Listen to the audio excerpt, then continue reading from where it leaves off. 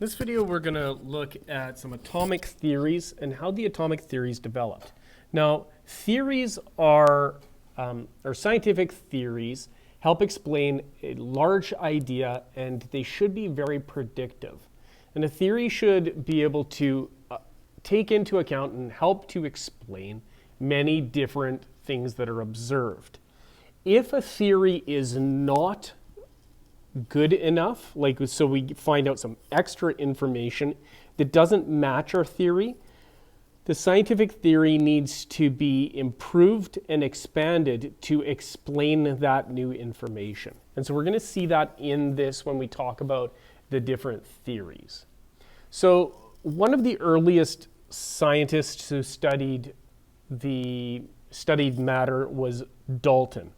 And Dalton created what was called the billiard ball model, or what we refer to as the billiard ball model. A billiard ball is basically a pool ball, and it's going to be round and hard, and it's going to be very difficult to break. So the model of the atom, that pool ball model, was selected because people could imagine that and be able to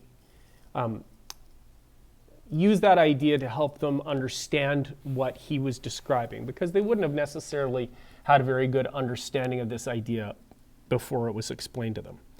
So the model was proposed because it explained how elements are different and each element has unique properties.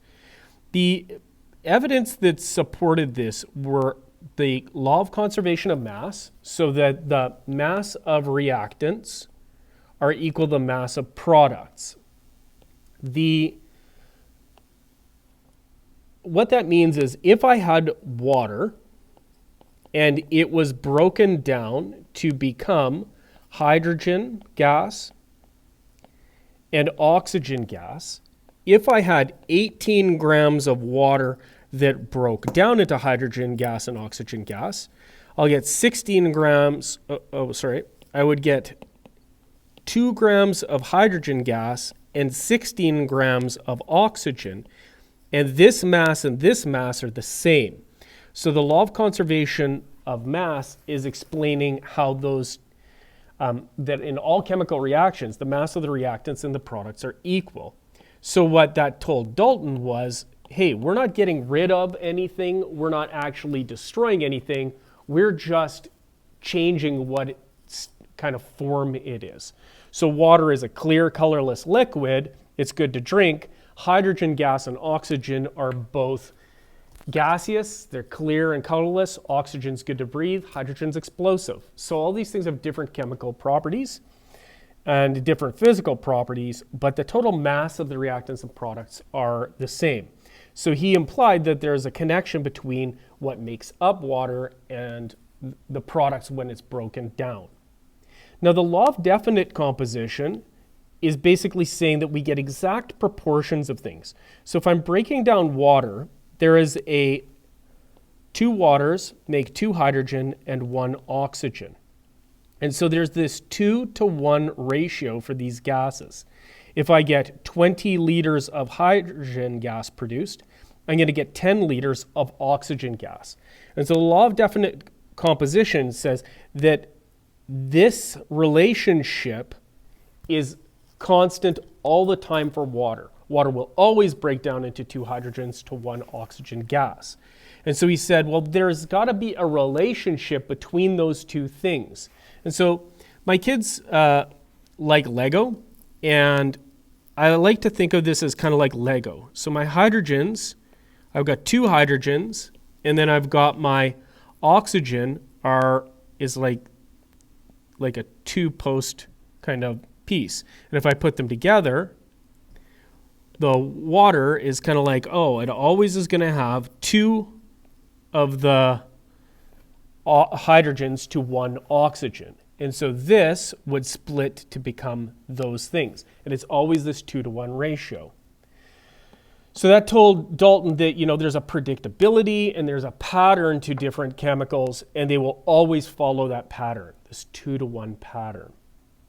Now, the last law that helped him inform him to come up with the Dalton model with his indivisible atom is the law of definite proportions. And what that says is that the same elements can make different things by having a different ratio of the things in them. So that's a terrible description. But essentially, hydrogen peroxide is also a clear colorless liquid, but hydrogen peroxide is used to whiten your teeth. And so hydrogen peroxide has a 1-to-1 oxygen and hydrogen proportion. And so even though it's the same kind of chemicals, hydrogen and oxygen, we get a different ratio. I get one of these makes one of these and one of these. So even though we've got the exact same chemicals, by having a different proportion, we end up having a different chemical with different properties. So if we went back to our Lego analogy, the hydrogen peroxide would be more like this. And it's going to break down into two of these, or it's going to be a 1-to-1 ratio, or 2-to-2, which is a 1-to-1 ratio.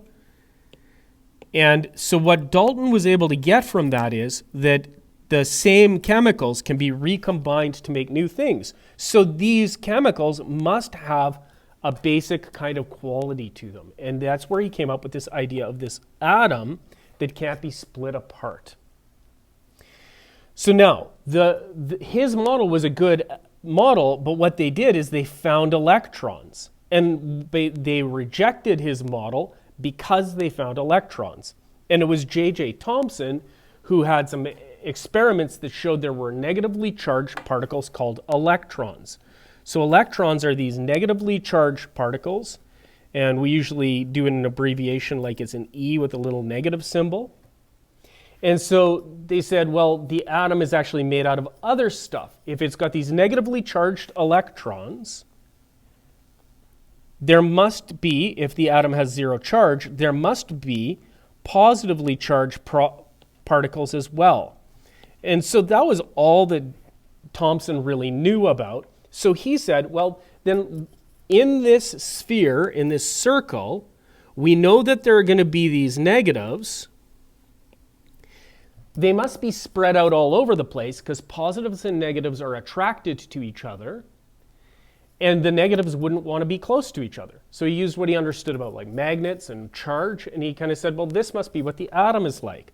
So he said that the atoms contain electrons, and they're spread out in the atom like chocolate chips in a chocolate chip cookie.